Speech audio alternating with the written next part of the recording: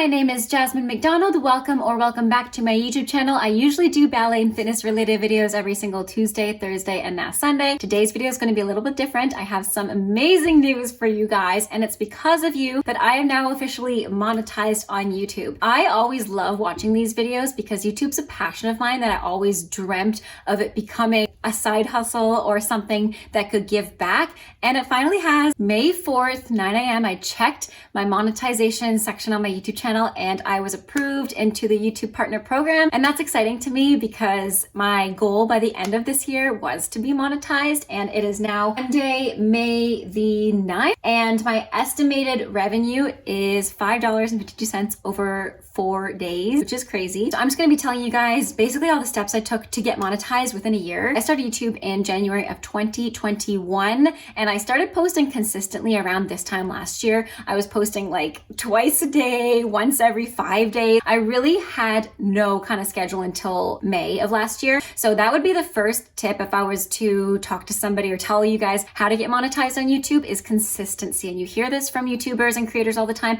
Consistency is key, and that rings true. YouTube loves consistent creators, and they reward them by putting them on their YouTube search pages. They reward them by pushing out their content a lot more. And I noticed a huge spike in my watch time hours when I stuck to a schedule. So 11 a.m. every Tuesday, Thursday, and Sunday. Realistically, I would have posted a lot less, like twice a week, but I was really just crunch time. I was like, I'm gonna get monetized in a year, and that worked for me. I think had I posted twice a week, I wouldn't be monetized now. And I think if I posted once a week, it would have taken me even longer. However, you don't need to post 3 times a week. I think posting once a week is still just as consistent, maybe not as much quantity, but if you can put high quality videos once a week consistently at the exact same time, exact same day, you're doing great. So consistency would be the number one thing that I think got me monetized in a relatively short amount of time. Because I think from what I can tell, most YouTubers, it takes them, unless you're like, I don't know, you blow up in a few months. I've seen some YouTubers get monetized within 6 months, and I've seen some take like 4 or 5 years. So I'm really happy that I was able to do it in 1 year. And I really attribute it to my consistency. I actually got into YouTube because my boyfriend and my mom were like, you need to do something, because I was actually let go from, well, not let go, my work closed permanently in 2020 due to the pandemic. And then after I got a job in retail, and I wasn't loving it. I loved where I was, but I just knew it wasn't my true calling, and I wanted to be a dance teacher or a dancer, or do dance in some sort, and that wasn't fulfilling me in that way, and that way artistically. But since everything was still closed in 2021, I couldn't even dance or teach. They were like, you need to let out your creativity somewhere else. So I started YouTube finally, and I'm so happy that they pushed me to do that because I've been loving it. Such a passion of mine now. So I started January 2021, and my very first video was a workout video. This is another tip I give to creators because I noticed a spike in watch time hours and in views on my channel when I started posting more authentic things. I started posting vlogs, and I was really shy, and I didn't edit them amazingly, but even the ones I did like do hours of editing on, they were getting more traction than, let's say, I don't know, a random workout video. Now, workout videos are always a good route to go if that's another one of your passions, because you know somebody's gonna watch the whole thing. So that was what I thought strategically. I can get to hours quickest if I do workout videos, because you're not going to skip the workout. If you're actually doing the workout, you watch the whole thing, right? Because you're following along to it. And I loved working out. I'm a certified personal trainer, so it wasn't like I was forcing myself to do something. But even through that, I realized it's not like my favorite thing to do. I do the workouts here and there, so I still like to incorporate it on my channel. But I definitely found more passion in sharing my dance content, my vlog, lifestyle, ballet content.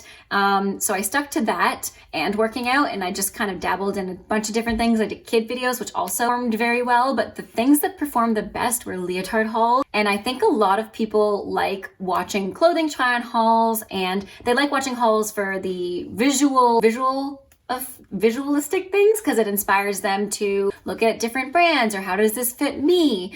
They also just like seeing how you would style leotards. So when I saw those took off, like I think my first viral video was my leotard haul, and I think to this date it has like 20,000 views, which is the most on my channel. Let me see. So yeah, my most watched full-length YouTube video is my leotard haul, trying on all my leotards, and that to date has 24,519 views. So that's definitely my most watched video on my YouTube channel, aside from shorts, which I'll get into in a second.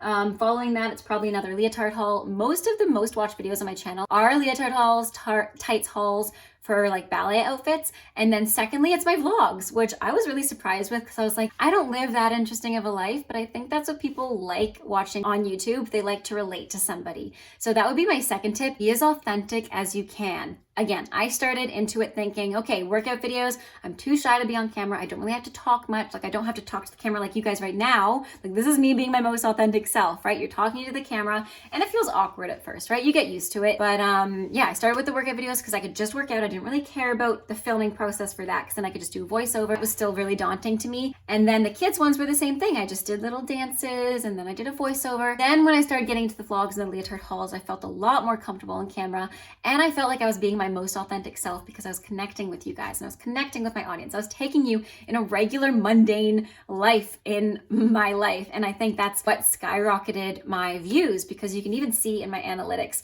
you know, it's like a graph like this and it just shot up as soon as I started consistently posting vlogs once a week. So once those started taking off more, I was way more comfortable on camera. I started being really, really authentic and just showing you guys literally everything in my day. But I also started consistently posting shorts. Around 2021 is when YouTube introduced shorts, kind of competing with TikTok. And I would post a lot of shorts like once a week. Although shorts don't count in watch time hours, I was like, well, at least they'll get people to my channel. And that's exactly what they did. I had one short go viral. It had like 200,000 views. And literally the number of subscribers went up by like 700 in one day, which is crazy for a small channel. Right now I have 4,500 subscribers. And at that time, I think I had like 1,000 subscribers. I don't think I was past 1,000 subscribers even. I posted a short and I gained 700 followers overnight or subscribers overnight. So shorts definitely helped. However, they did not really help with watch time because they don't count towards that. Now that I'm monetized, they actually can be monetized as long as you don't use the YouTube audio library. Anyways, back to the point of being authentic. That would be my number one tip to somebody starting out. First of all, being consistent. Second of all, being as authentic as you can possibly be. And the third one, being open to criticism. That was probably the hardest one. I remember my first hate comment I got. It was a really big, long, mean comment. And I almost responded. And I think a couple of my subscribers did at the moment because it was just kind of like so mean and random. And I remember I was crying. But then Stephen was like, you can't let people get to this if you're going to be online. And that's the other thing. You have to have thick skin and you also have to be able to take criticism. So I took it in and he commented on like 3 or 4 of my videos too. And I'm not trying to say like he was mean at all because he did give me constructive criticism. Like your background doesn't look good. The lighting doesn't look good. The floor is all angled and makes me feel sick or something. It was something like that. And I took that criticism, changed my venue of filming because it was busy. Like even though this is busy, the camera's focused on me, natural lighting is on me. But beforehand, when I was doing workout videos, especially when somebody's trying to follow along with you, I was in a really busy area in our apartment and I didn't really think, oh, have a clean white wall behind me. So I changed that and I saw my views also did immensely better and my reception was a lot better. He even commented and he was like, this looks really good. So being able to take in criticism, whether you like it or not. Obviously, if it's constructive, if it's just mean, gotta be able to take it in and then let it go. Somebody said your face is scary. Okay, thanks for the comment. Doesn't really change anything about my life. Move on, right? You've got to have thick skin and there's always going to be trolls on the internet. So just live your best life, be as authentic as you can and be consistent. Those are my 3 tips. Now let's get into the interesting part, which is the monetization process. So like I mentioned before, I started YouTube January of 2021. I started posting consistently. To date, I have 250 videos up, which makes sense, I guess. How many weeks are there in a year? 56. So I posted about 3 times a week for a year. Also with shorts, so more than 3 times a week. So about 4 or 5 times a week sometimes. Obviously not full length videos. Some of them were quite shorter content. Some of them are longer form content. I can look at my channel right now. The majority of views do go towards my vlogs now. Before they were going towards my leotard hauls. And I think now that I'm being more authentic on camera and connecting with you guys, I'm getting more views on my vlogs, which is awesome. And if you go into the YouTube studio, it also tells you how much of a percentage YouTube is pushing out towards viewers and how much is external sources, how people are viewing your videos. In the beginning, 90% of my views were coming from external sources. So when I was sharing on Facebook, when I was sharing on Instagram, my family was sharing it between WhatsApp, and now almost 100% of it is off YouTube. I think there's like 2% of it that's still on WhatsApp and Facebook or Instagram the very time I post my videos on Instagram. That's another 4th tip I'd like to give to you guys. Share it with your friends. I know a lot of people say, well, your friends aren't your target audience, which is true. So don't be hurt if they don't want to watch it, right? But you're not trying to cater to them.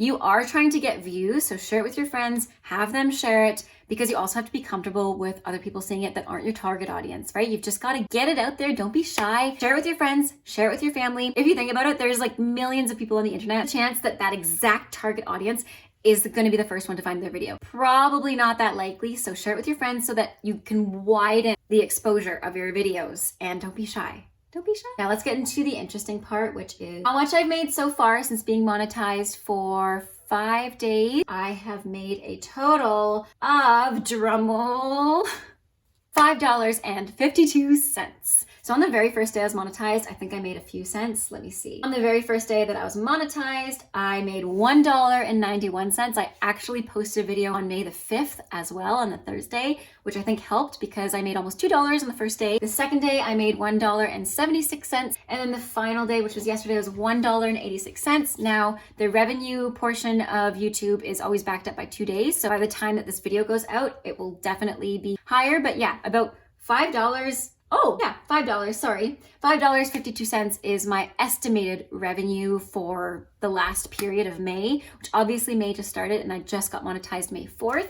So hopefully that goes up. And I want to thank you guys because this means a lot to me. Like I mentioned before, YouTube is my passion and I love social media and I've been having so much fun, and I couldn't have done it without you guys, without my mom, without Steven pushing me to put myself out there. And I don't know, this has helped my confidence. So I say to anybody who wants to start a YouTube channel, go for it. Don't be afraid to be cringy. Don't be afraid for people to see you from high school or from middle school and think bad things about you or talk poorly about you, because you know what? In the end, all worth it. And who really cares about those possible opinions people might have of you? Get yourself out there and you'll gain a lot of confidence. I know I surely have, and that's thanks to you guys. I love you all so much, and let me know if you want me to delve more into this. I would love to. I'm still figuring out all the logistic things of how this works, but I don't know. I hope this video helped you, and let me know in the comments down below if you want a more detailed version where I can tell you my CPM, playback CPM, my RPM, and I can give you guys an update once I have my first paycheck. All right, thank you guys for watching, and thank you so much for all your love and support. I'll see you guys later. Bye. Also going to buy a coffee at Starbucks to celebrate because my coffee is usually $4, so I can say that my very first purchase with my revenue was a Starbucks. Okay, bye.